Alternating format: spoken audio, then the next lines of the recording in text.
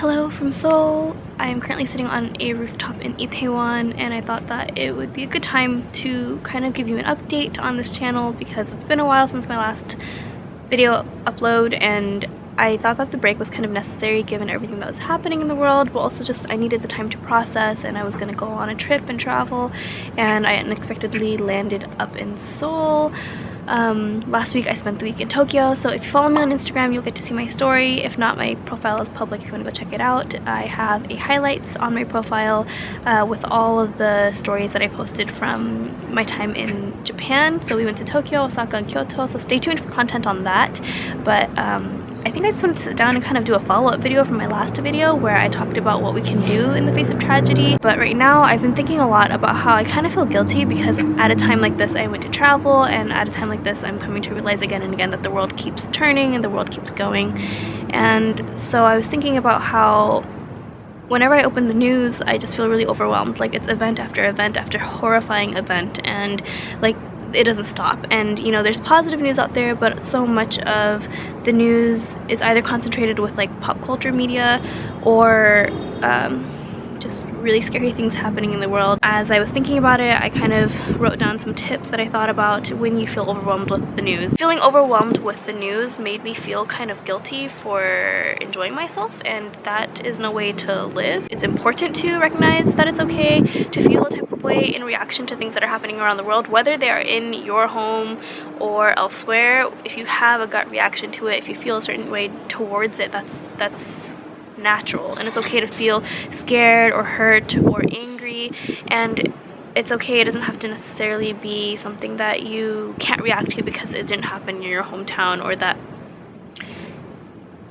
you don't necessarily relate to it. If it makes you feel a certain way, it makes you feel a certain way, and that's okay. But my first tip, if you feel overwhelmed by the news in the world, read good news. So very specifically, read news that you know you can trust. Don't rely on a 1-minute news clip that is getting, you know, passed around on the internet, on social media again and again. Like, don't rely on just that to give you information on things that are happening around the world or in your hometown even. Make sure that you are able to actually look for good news. A 1-minute clip that goes viral may be viral but also perpetrating a certain emotion or pulling towards a certain emotion very specifically versus giving you all the facts. So if you feel like you need to have the facts, it's okay to go look for that. Make sure that you go for a news service that you trust and know that it's objective, because so much news out there is subjective, and that's a hard thing. I'm still working through that, but just know that that's a really important thing to do. Number 2, know your limits. So yes, look for news, look for good news, look for trustworthy news, but know your limits. Don't spend your entire day just reading news, clicking on link after related link after related link and finding out more and more and more. If you know that you can't handle what you're seeing or reading, take your step back, unplug. It's okay to do that for yourself as an act of self-care. It's just important to know that you should not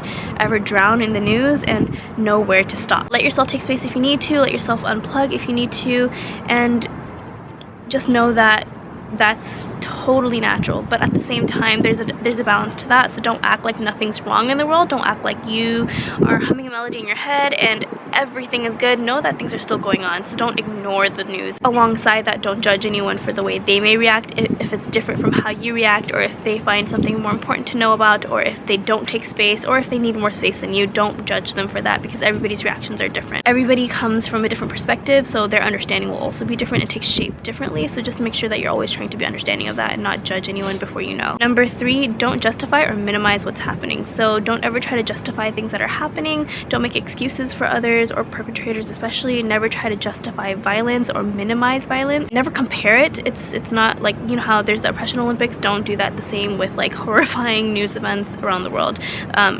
Everywhere there is suffering and everywhere there is strife, so never try to compare. Rather, look for solutions, look for ways you can help or contribute or raise awareness. Never simplify events or give anything rationale when you know that it's wrong. With my 4th tip, that's do what you can. Like I said, do what you can. You can see the video I last posted about what we can do in the face of tragedy, including giving charity or raising awareness, speaking up the truth, standing together, giving your allyship to those who are suffering, to those who are being oppressed. Don't feel guilty if you can't do more, but at least do something, whether that's sending your thoughts and prayers and well wishes and raising awareness in some way or form, or, you know, informing others with accurate information.